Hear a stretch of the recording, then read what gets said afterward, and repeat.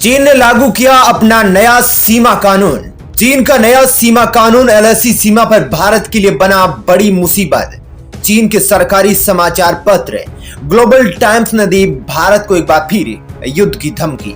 तो अब भारत भी बना रहा चीन के नए कानून को बर्बाद करने की रणनीति। जी हां, भारत के लिए चीन से लगी सीमा पर अब एक और चुनौती आ गई है। हाल ही में चीन के राष्ट्रपति शी जिनपिंग ने अपनी सीमा सुरक्षा को लेकर एक नया कानून पास किया है। इसका प्रभाव अब भारत और चीन के बीच एलएसी सीमा पर पड़ेगा। लेकिन चीन के ऐसे नए सीमा कानून का भारत ने निकाल दिया है तोड़। दोस्तों, ऐसी कोई भी समस्या नहीं है जिसका हल भारत सरकार और भारत के वीर जवानों के पास नहीं है। अब भारत ने भी इसका तोड़ निकाल दिया है। इस सीमा कानून को बर्बाद करने की रणनीति बना ली है। जी हां, देश की संप्रभुता और क्षेत्रीय अखंडता को पवित्र और अक्षुण्ण बताते हुए चीन की संसद ने सीमावर्ती इलाकों के संरक्षण और उपयोग संबंधी एक नया कानून अपनाया है, जिसका असर भारत के साथ पेइचिंग के सीमा विवाद पर पड़ सकता है।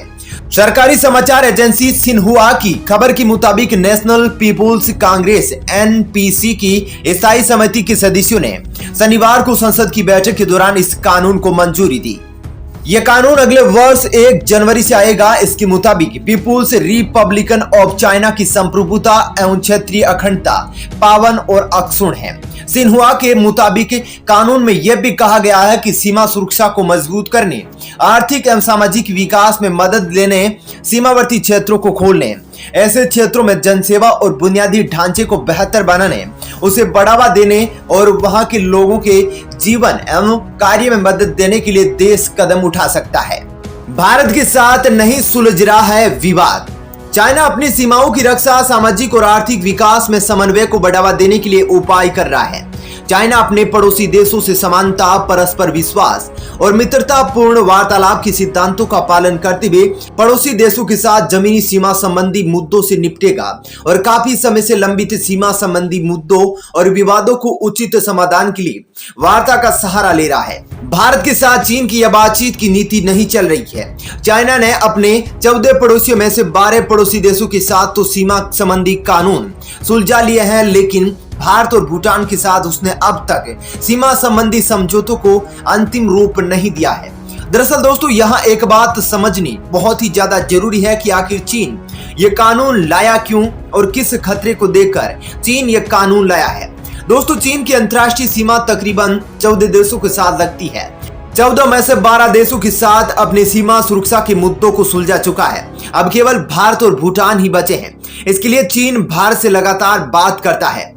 दरअसल चीन को यह उम्मीद नहीं थी कि 13वें दौर की बैठक चलने के बाद भी भारत 1 इंच भी एलएसी सीमा से पीछे नहीं हटेगा। चीन को लगा कि जिस तरह उसने अपने दूसरे पड़ोसी देश मंगोलिया, तुर्कमेनिस्तान आदि देशों को डरा डरा कर, धमका कर सीमा सुरक्षा के मुद्दे पर मना लिया था, वैसे ही भारत को भी मना लेगा। लेकिन यहाँ चीन की चालबाजी उसके उल्टे पड़ गई। दोस्तों, अगर 70 सालों का इतिहास देखें तो इस वक्त पहली बार भारत चीन जैसे ताकतवर देश का सामना कर रहा है, जो सीमा पर 1 इंच पीछे हटने को तैयार नहीं है। क्योंकि दोस्तों, चीन ने एशिया में अपने जितने भी पड़ोसी देश हैं, उन सबको डरा धमका कर सीमा सुरक्षा के लिए मना लिया। और बात रही रूस की, तो उसको अभी चीन ने दोस्ती कर उसको अपने पक्ष में ले लिया है। लेकिन भारत के साथ एलएसी सीमा पर चीन का 36 का आंकड़ा चल रहा है। चीन में भारत को लेकर कितना खौफ है, इसका अंदाजा इसी से लगाया जा सकता है कि चीन का सरकारी भोंपू ग्लोबल टाइम्स ने इस कानून में लिखा है कि यह कानून लागू होने के बाद चीन के सीमा की किसी भी तरह की घुसपैठ होती है या किसी देश के सैनिक की घुसपैठ होती है, तो चीन अपने फौजियों को हथियार चलाने की परमिशन दे देगा। दोस्तों, गलवान घाटी हिंसा का चीन पर क्या खौफ है, उसका अंदाजा इस खबर से लगाया जा सकता है। ग्लोबल टाइम्स समाचार पत्र ने यह भी लिखा कि गलवान घाटी जैसी हिंसा अगर दोबारा होती है तो चीनी सैनिक अपने हथियारों का पूरी तरह से प्रयोग करेंगे। उन्होंने अपने इस लेख में यह भी विशेष रूप से जाहिर किया कि वर्तमान में चल रहा चीन और भारत के बीच एलएसी सीमा का मुद्दा भी इस कानून के तहत आता है।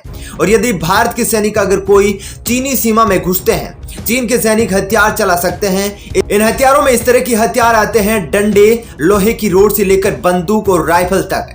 वहीं भारत और चीन के बीच सीमा विवाद वास्तविक नियंत्रण रेखा पर 3488 किलोमीटर क्षेत्र में है, जबकि भूटान के साथ चीन का विवाद 400 किलोमीटर की सीमा पर है। विदेश सचिव हर्षवर्धन श्रृंगाल ने पिछले सप्ताह कहा था कि पूर्वी लद्दाख में वास्तविक नियंत्रण रेखा पर घटनाक्रमों ने सीमावर्ती क्षेत्रों में अमन चैन को गंभीर रूप से प्रभावित किया है। जाहिर तौर पर इसका व्यापक रिश्तों पर असर पड़ा है। वहीं चीन के कानून के अनुसार देश समानता, परस्पर विश्वास और मित्रता पूर्ण वार्तालाप की सिद्धांतों का पालन करते हुए पड़ोसी देशों के साथ जमीनी सीमा संबंधी मुद्दों से निपटेगा और काफी समय से लंबित सीमा संबंधी मुद्दों और विवादों को उचित समाधान के लिए वार्ता का सहारा लेगा। इसमें कहा गया है कि चीनी सेना अभ्यास करके और हमलों, अतिक्रमण, उकसावे और अन्य गतिविधियों को दृढ़ता से रोकने के लिए सीमा पर कर्तव्य निभाएगी। चीन ने पिछले कुछ सालों में अपने सीमा संबंधी बुनियादी ढांचे को मजबूत किया है। उसने हवाई, रेल और सड़क नेटवर्क का विस्तार किया है। उसने तिब्बत में बुलेट प्रूफ ट्रेन की शुरुआत भी की है, जिसके मार्ग का निर्माण अरुणाचल प्रदेश की सीमावर्ती कस्बे निंगचिम तक किया गया है। वहीं हाल ही में LAC सीमा के निकट 30 नए एयरपोर्ट बनाने की भी घोषणा की है। इसके अलावा बीजिंग ने अपने 12 पड़ोसियों के साथ तो सीमा संबंधी विवाद सुलझा लिया है, लेकिन भारत और भूटान के साथ उसने अब तक सीमा संबंधी समझौते को अंतिम रूप नहीं दिया है। भारत और चीन के बीच सीमा विवाद वास्तविक नियंत्रण रेखा पर 3488 किलोमीटर के क्षेत्र में है, जबकि भूटान के साथ 400 किलोमीटर की सीमा पर है।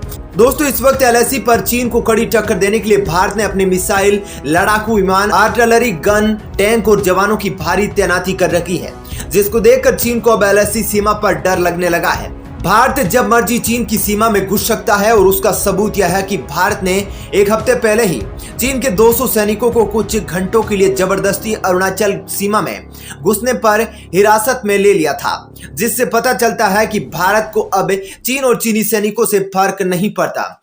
तो दोस्तों, भारत से बचने के लिए बाकायदा चीन द्वारा बनाया गया नया सीमा कानून पर भारत द्वारा LAC सीमा पर चीन को दी जा रही जबरदस्त टक्कर, आपकी क्या राय है? आप अपनी राय कमेंट बॉक्स में लिख कर दे सकते हैं। और दोस्तों, चीन के इस कानून पर क्या कहना चाहते हैं, जिसने खुले तौर पर वैधता के साथ दूसरे देश में विस्तारवादी की नीति पर कानून बनाया है? अपना विचार जरूर बताइएगा। तो दोस्तों, फिलहाल इस वीडियो में इतना ही। आप देखते रहिए Planet 4 और लेटेस्ट अपडेट से जुड़े रहने के लिए चैनल को सब्सक्राइब करके रखिएगा।